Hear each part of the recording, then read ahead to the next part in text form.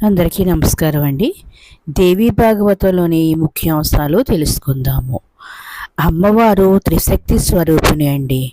అమ్మవారు ప్రాణుల రక్షణ కోసము త్రిరూపాలు ధరించారు. ఇచ్ఛాశక్తి, జ్ఞానశక్తి, క్రియాశక్తి, అలా 3 రూపాలతో అమ్మవారు మనకి దర్శనమిస్తారండి. లక్ష్మి, సరస్వతి, పార్వతి త్రిశక్తి స్వరూపిణి అమ్మవారు. అమ్మవారే సృష్టిని ప్రారంభించారండి. బ్రహ్మ విష్ణు మహేశ్వరుల్ని అమ్మవారే సృష్టించారు.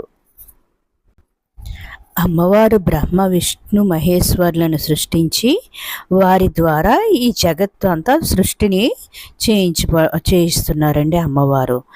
శృతి వంశం అంటే ఏమిటంటే, అమ్మవారు సూర్యుడు, చంద్రుడు అని ఇద్దరిని సృష్టించారు. అంటే సూర్యవంశం, చంద్రవంశం అలా అన్నమాట. ఇక యుగాలు 4 అండి. కృతయుగం, త్రేతాయుగం, ద్వాపర యుగం, కలియుగం. ఒక్కో యుగానికి 14 మంది మనువులు సృష్టించబడ్డారు. ఈ 4 యుగాలకి ఒక మహాపురుషుడు అధిష్టాన దేవతగా ఉండాలి. ఆయన్నే మనువు అంటారు. ఆయన చెప్పినట్లుగానే జనులు నడుచుకోవాలన్నమాట. ఆయన్నే మనువు అంటారు. మన మొదటి మనువుని మొదటి మనువుని స్వయంభూ మనువు అంటారు. అసలు మనకి మనుష్యులు అని పేరు రావడానికి కారణము మనం మనువు నుండే జన్మించాము.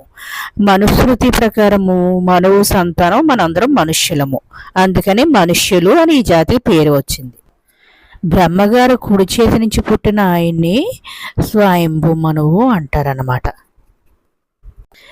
బ్రహ్మగారు ఎడమ చేతి నుంచి పుట్టినది స్వయంభూ మనువు భార్య అయిన శతరూప.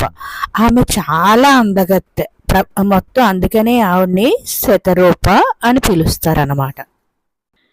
స్వయంభూ మనువు, శతరూప మొట్టమొదటి దంపతులండి. వారికి పుట్టిన సంతానమే ఉత్తానపాదుడు అన్నమాట. రెండవ కుమారుడు ప్రియవతుడు. మొదటి కుమారుడు ఉత్తానపాదుడు, రెండవ కుమారుడు ప్రియవతుడు.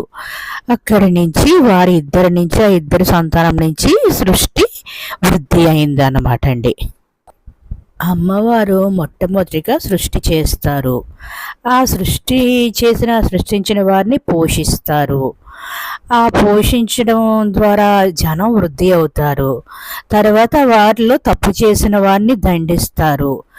తప్పు చేసినా మంచి చేసినా కొంత కాలం జీవిస్తారు. తర్వాత మరణానంతరము మంచి చేసిన వాళ్ళకేమో సత్యలోకము, పాపులకేమో యమలోకము ఆమె సృష్టించారు. ఆమె చాలా కరుణారూపిణి అన్నమాట.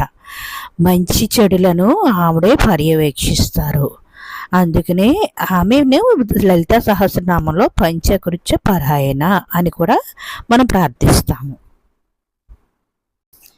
వ్యాస భగవానుడు దేవీ భాగవతంతో పాటు ఇంకా 17 పురాణాలు మనకి అందించారండి.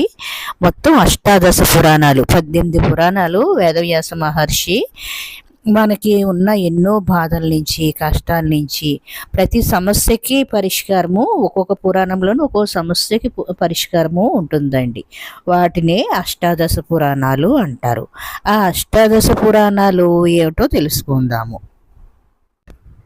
ఆ 18 పురాణాలు బ్రహ్మపురాణము, పద్మపురాణము, విష్ణు పురాణము, శివపురాణము, లింగ పురాణము, గరుడ పురాణము, నారద పురాణము, భాగవత పురాణము, అగ్ని పురాణము, స్కంద పురాణము, భవిష్య పురాణము, మార్కండేయ పురాణము, బ్రహ్మవైవర్త పురాణము, వామన పురాణము, వరాహ పురాణము, మత్స్య పురాణము, కూర్మ పురాణము, బ్రహ్మాండ పురాణము.